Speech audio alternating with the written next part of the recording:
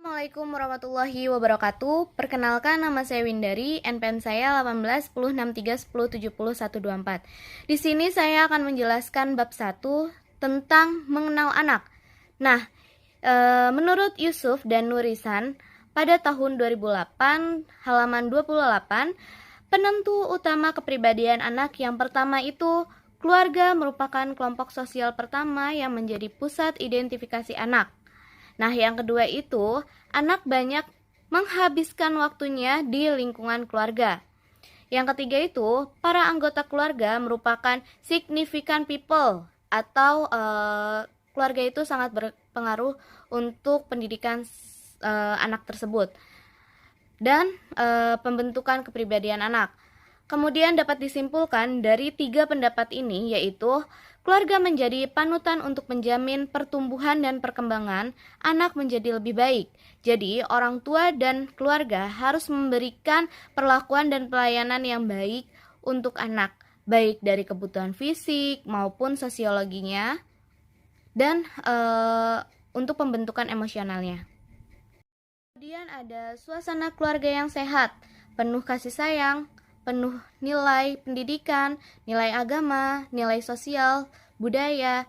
Itu karena faktor anak menjadi pribadi yang baik dan sehat. Tetapi sebaliknya, jika ketimpangan atau pengajarannya menyimpang, maka nilai-nilai pendidikan, nilai sosial budaya jauh dari harmonis, maka anak akan menjadi broken home atau menjadi kepribadian yang susah diatur.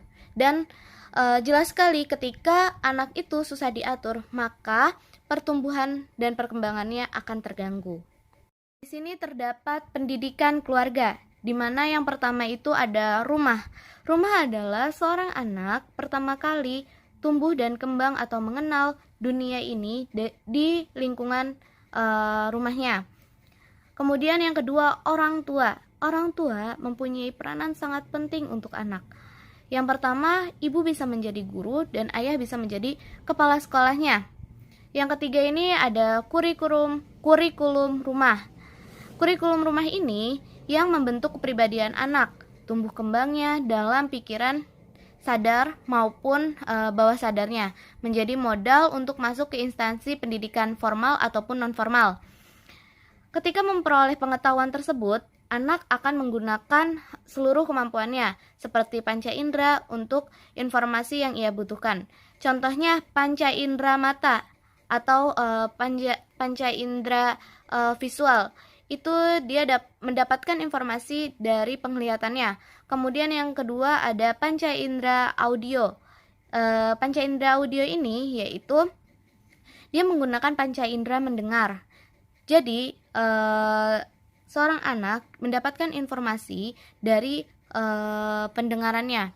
Nah, maka dari itu orang tua harus memilih mana yang baik yang bisa dilakukan sang anak. Di sini terdapat anak belajar dari kehidupannya.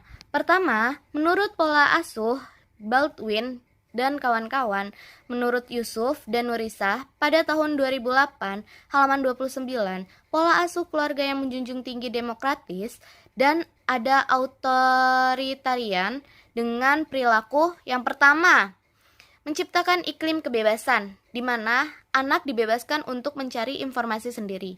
Kemudian yang kedua, bersifat respect terhadap anak. Yang ketiga, objektif. Yang keempat, mengambil keputusan secara rasional. Nah, keempat ini menentukan anak yang akan dibesarkan dalam suasana keluarga seperti ini akan memiliki kepribadian yang baik. Cirinya akan merasa makhluk paling bebas, mampu bersosialisasi dengan baik, memiliki kepercayaan yang tinggi, bersikap optimis, penuh semangat, memiliki visi misi yang terarah, memiliki kecerdasan intelektual, dan kejujuran. Di sini terdapat ungkapan-ungkapan yang dimana kita ketika mendidik anak, maka kita akan menuai hasilnya. Yang pertama itu, jika anak dibesarkan dengan celaan, ia akan belajar memaki. Kemudian, jika anak dibesarkan dengan permusuhan, ia akan belajar berkelahi. Kemudian, jika anak dibesarkan dengan penghinaan, ia akan belajar menyesali diri. Selanjutnya, jika anak dibesarkan dengan toleransi, ia akan belajar menahan diri.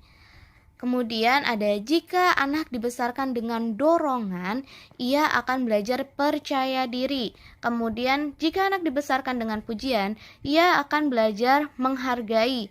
Kemudian jika anak dibesarkan dengan sebaik-baik perlakuannya, maka ia akan belajar keadilan. Kemudian jika anak dibesarkan dengan dukungan, ia akan menyayangi dirinya. Dan yang terakhir, jika anak dibesarkan dengan kasih sayang, ia akan menemukan cinta. Dari bab mengenal anak ini, saya mendapatkan kesimpulan yaitu, sebagai orang tua, ungkapan-ungkapan ini menjadi tolak ukur untuk berkomunikasi dengan anak. Menanamkan nilai agama, nilai sosial, nilai budaya, dan nilai lainnya. Nah, seperti pepatah orang dulu yang mengungkapkan, benar, belajar waktu kecil seperti mengukir di atas batu, sedangkan belajar di waktu dewasa mengukir di atas air. Nah, apa sih maksud dari arti ini? Ketika kita belajar sewaktu kecil, maka ilmu yang kita dapat akan bermanfaat ke depannya. Kemudian ketika kita belajar sewaktu dewasa, maka waktu yang selama ini sudah kita buat akan terbuang sia-sia. Nah, betapa sangat mudah memberikan pelajaran positif ketika masih kecil, di mana belum ada pengaruh-pengaruh luar yang mengintervensi kehidupan anak. Namun sebaliknya, ketika dewasa, maka teramat sulit untuk belajar. Waktu mengingatkan kita sebagai orang tua bahwa anak belajar pada kehidupannya. Segera siapkan perangkat dan waspada terhadap virus-virus mematikan potensi dan sifat unggul pada seorang anak.